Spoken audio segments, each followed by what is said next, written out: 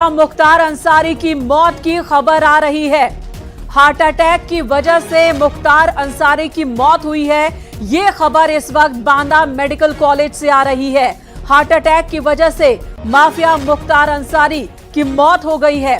आज शाम का ये वाकया है जब इफ्तार के बाद तबीयत बिगड़ी मुख्तार अंसारी की। मेडिकल चेकअप उसका उस वक्त हो रहा था बांदा जेल में ही, और वहीं पर तबीयत बिगड़ती है। मुख्तार अंसारी ने बताया कि उसके सीने में दर्द हो रहा है, उसे पसीना आने लगा, जिसके बाद डॉक्टर्स तुरंत ही बांदा मेडिकल कॉलेज लेकर गए मुख्तार अंसारी को।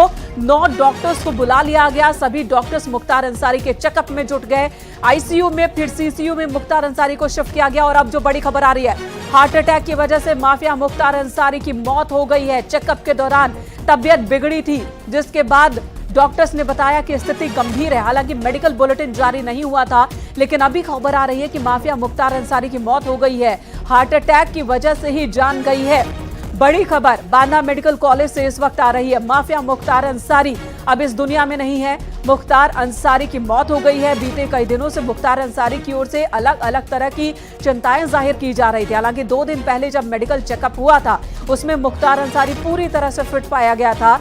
उससे पहले एसिडिटी की प्रॉब्लम की वजह से अस्पताल में भर्ती कराना पड़ा था। 10-12 घंटे तक अस्पताल में भर्ती था। मेडिकल जांच और उसके बाद उस जांच रिपोर्ट में जब वो मेडिकली फिट घोषित किया गया, जिसके बाद जेल लाया गया था। लेकिन आज शाम जब मेडिकल चेकअप हो रहा था मुख्तार अंसारी का, उसी वक्त अचानक ही बेहोश हो गया मुख्तार अंसारी और मेडिकल कॉलेज में उसकी मौत हो गई है। ये खबर आ रही है। माफिया मुख्तार अंसारी की मौत की खबर आ रही है। और इसी बीच सुरक्षा के मद्देनजर, हालात ना बिगड़े, व्यवस्था ना बिगड़े, इसके मद्देनजर पैरामिलिट्री फोर्स की तैनाती कर दी गई है। 59 मामले मुख्तार अंसारी पर थे। 7-8 मामलों में उसे सजा भी हो चुकी थी और अभी भी कई मामलों में सुनवाई चल रही थी, पेशी चल रही थी। इसी बीच मुख्तार अंसारी की मौत की खबर आ रही है। आज शाम हार्ट अटैक, जिसके बाद मौत हो गई मुख्तार अंसारी की।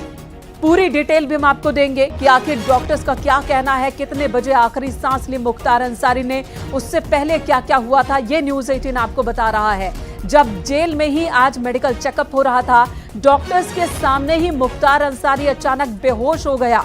पहले उसने बताया उसके सीने में दर्द हो रहा है, उसे पसीना आने लगा और फिर बेहोश हो गया।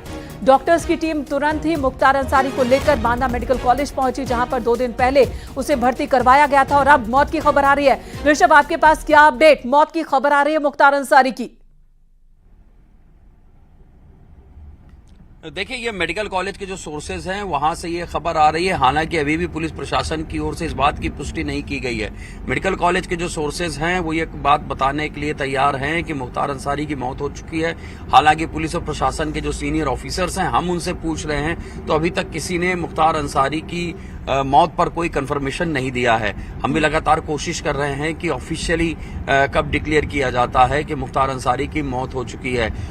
पुलिस प्रशासन के अफसरों को यही कहना है, जो कि सीधे मामला मेडिकल से जुड़ा हुआ है, लिहाजा हम लोगों को डॉक्टर्स की ओर से, बांदा मेडिकल कॉलेज के जो डॉक्टर्स हैं उनकी ओर से एक ऑफिशियल कंफर्मेशन की अब भी जरूरत है। लिहाजा अभी एक इंतजार करना होगा कि मेडिकल कॉलेज की ओर से कोई ऑफिशियल कंफर्मेशन दिया जाए। जी, लेकिन इसी बीच खबर आ रही है। ये खबर कहां से आई? अमित गंजू का रुख कर लेते हैं। अमित, आपके पास क्या इन्फॉर्मेशन है? ये खबर कहां से आई? औपचारिक अभी जानकारी मेडिकल कॉलेज की ओर से नहीं दी गई है, लेकिन ये खबर आ रही है कि मुख्तार अंसारी की मौत हो गई है।